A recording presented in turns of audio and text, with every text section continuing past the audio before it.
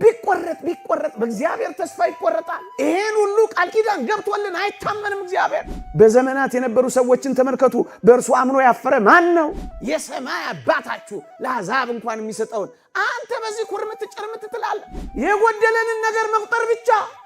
አባት እያለ አባት እንደሌለው ምን ነው ሱስ ውስጥ ትገባለህ?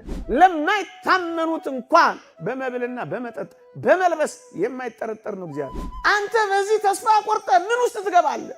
ሱስ። እኛ እኮ እግዚአብሔርን የምንጠረጥረው ለሌሎች ለማያምኑት እንኳን በሚሰጠው ነገር እኮ ነው። እናንተ ዝም ብሎ ጭንቀት ብቻ፣ መታወክ ብቻ፣ ማሰብ ብቻ፣ መናወዝ ብቻ፣ አቅልን መሳት ብቻ፣ መድኃኒት መዋጥ ብቻ። በምትበሉትና በምትጠጡት ወይም ስለ ሰውነታችሁ በምትለብሱት አትጨነቁ። ነፍስ ከመብል ሰውነትም ከልብስ አይበልጥምን ይላል። ወገኖቼ ነፍስን የሰጠ ታዲያ ፍንጥሬ ኩባያ ውሃ እኔንና አንተን ይነፍገናል? የሚበልጠውን ከሰጠኋችሁ የሚያንሰውን ነገር እነፍጋችኋለሁ ወይ እኮ ነው የሚለው። ወገኖቼ እጅግ መንፈሳዊ ሕይወትንና ምግብን የሚሰጠን አሁን በምድራዊ ነገር እሱ ይጠረጠራልን? በሚበልጠው ታምኖልሃል። በሚያንሰው ነገር ለምን ትጨነቃለህ? ደግሞስ ስጋውን የቆረሰልህ ደሙን ያፈሰሰልህ ራሱን የሰጠልህ ከዚያ ወዲያ ያለውን ነገር እንዴት ይነፍገኛል ብለህ ታስባለህ? እህል፣ ምግብ፣ ልብስ እግዚአብሔር ለዚህ ሳይታመን ይቀራል። ለዚህ ነው አትጨነቁ የሚለን። የሚበልጠውን ከሰጠው ግድ የለም በሚያንሰው ነገር አትጠርጥረኝ ታመነኝ የሚለን እኮ ለዚህ ነው።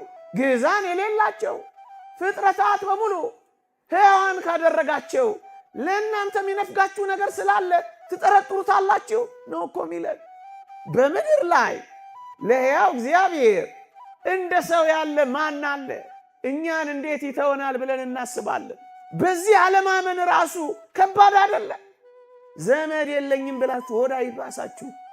እግዚአብሔር ከዘመድም በላይ ዘመዳችሁ እኮ ነው። ከወንድም በላይ ወንድም ነው። ከእህት በላይ እህት ነው። እንደ ደመና የከበቡን ቅዱሳን አሉን።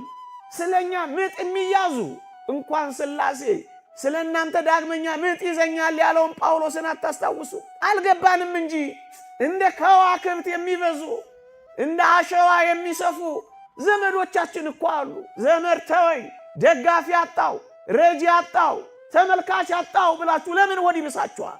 ብቻችሁን እንኳን ብትሆኑ መብረሪያ ክንፍ ብታጡ መመልከቻ ዓይን ባይኖራችሁ መመከቻ ጉልበት ባይኖራችሁ እርጅና ቢጫናችሁ ግድ የላችሁም። እግዚአብሔርን እመኑት። ያስርባችሁ እንደሆነ እዩት፣ ያስጠማችሁ እንደሆነ ፈትኑት። ምን ነው ተስፋ ትቆርጣለህ? ምን ነው ትደክማለህ? ምን ነው በሲባጎ ትታነቃለህ? ምን ነው በረሃ ለበረሃ ትንከራተታለህ? ምን ነው ሱስ ውስጥ ትገባለህ? አባት እያለ አባት እንደሌለው፣ ተመልካች እያለ ተመልካች እንደሌለው፣ ብርቱ ክንድ እያለ ደጋፊ እንደሌለው ለምን ትቅበዘበዛለህ? ኃያሉ እያለ ድካም ለምን ይሰማል? ምንም ነገር እንኳን ባይኖረን አጥብቀን ከጸለይን እግዚአብሔር አባታችን እንደሚሰማን አታስታውሉ? እግዚአብሔርንም ባልፈራ ሰውንም ባላፍር ስለ ጭቅጨቃዋ ብዬ እፈርድላታለሁ ያለውን ጨካኝ ዳኛ አስመሰልከው እኮ እግዚአብሔር። ብርቱ ጸሎት፣ ጥብቅ ሱባኤ፣ የእውነት ደጅ ጥናት አለን። ዝም ብሎ ጭንቀት ብቻ፣ መታወክ ብቻ፣ ማሰብ ብቻ፣ መናወዝ ብቻ፣ አቅልን መሳት ብቻ፣ መድኃኒት መዋጥ ብቻ፣ የጎደለንን ነገር መቁጠር ብቻ። ምንም እንኳን ባይኖርህ ይሄው የተስፋ አይደል? ብንጸልይ የምናገኝበት ተስፋ እኮ ነው። የተስፋ ቢቆረጥ በእግዚአብሔር ተስፋ ይቆረጣል። ይሄን ሁሉ ቃል ኪዳን ገብቶልን አይታመንም እግዚአብሔር። አይኖቹ እኮ እኛ ላይ ናቸው። ተስፋው እኮ እኛ ነን። መንግሥተ ሰማያት እኮ ለእኛ ናት። ታዲያ ለማን ትሆናለች እቺ? አንተ ከወፎች ታንሳለህ? ይበራሉ ብቻ፣ እግዚአብሔር ይመግባቸዋል። አንተ ብረር እንጂ። አንተ በሃይማኖት በእምነት ውጣ እንጂ ሳይመልስልህ ከቀረ ይኸው እዛ በመጽሐፈ ነገሥት ላይ ዝናብን ሳላዘንብ የሰማይ መስኮትን ባልከፍት ብሎ እኮ ቃል ኪዳን ገብቶልሃል። ቃል ኪዳኑን ለመጠመቅ አንተ ብረር እንጂ ለምን ትጨነቃለህ? ጨለመብኝ ስትል ነገን ደግሞ ስንት ጊዜ ጨልሞብህ ነግቶልህ ያውቃል? ስንት ጊዜ አለቀልኝ ብለህ ተቀጥሎልህ ያውቃል? ስንት ጊዜ ከፍቶ ደግሞ መለስ ስትል አስደስቶ ያውቃል? እምትቀምሰው እንኳን ብታጣ እንዳትራብ ማድረግ እንደሚችል አታውቅም እግዚአብሔር? እምትጠጣው እንኳን ብታጣ ጉሮሮ እንዳይደርቅ ማድረግ እንደሚችል አታምንም እግዚአብሔር? አሁን ማመን እኮ ነው የጎደልን። ማመን፣ ፍጹም ማመን። እንደ ፈቃዱ አንዳች ብንለምን እናገኛለን አይልም? እንመነዋ እግዚአብሔር፣ ፍጹም እንመነው።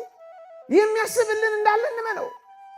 ብንጥልለት የሚሸከምልን አምላክ እንዳለ እንመነው። ባለፈውም ነግሬያችኋለሁ። ነገር ሁሉ ቢገላበጥ እንኳን ምን እንበለው?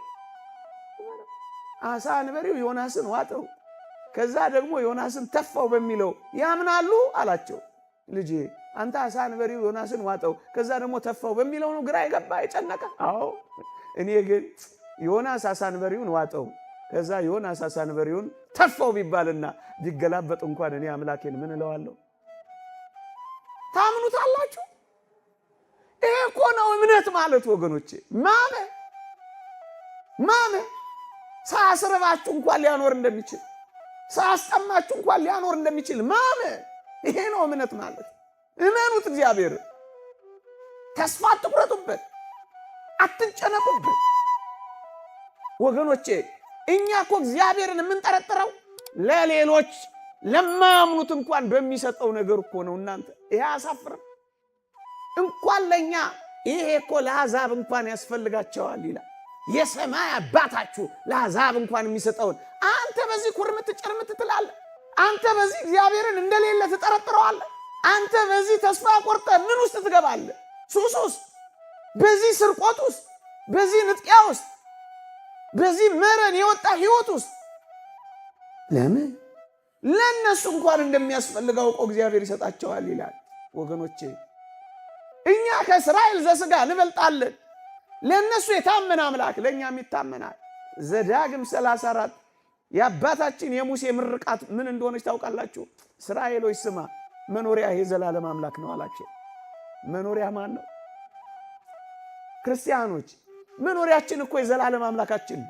እንደው ምን ይላል? የዘላለም ክንዶች ከበታች አሉ ይላል። ያቅፋል እኮ ክንዶቹ። እንዴት አሳልፎ ይሰጣል? መኖሪያ እኮ ገንዘብ አይደለም። መኖሪያ እኮ ሀብት አይደለም።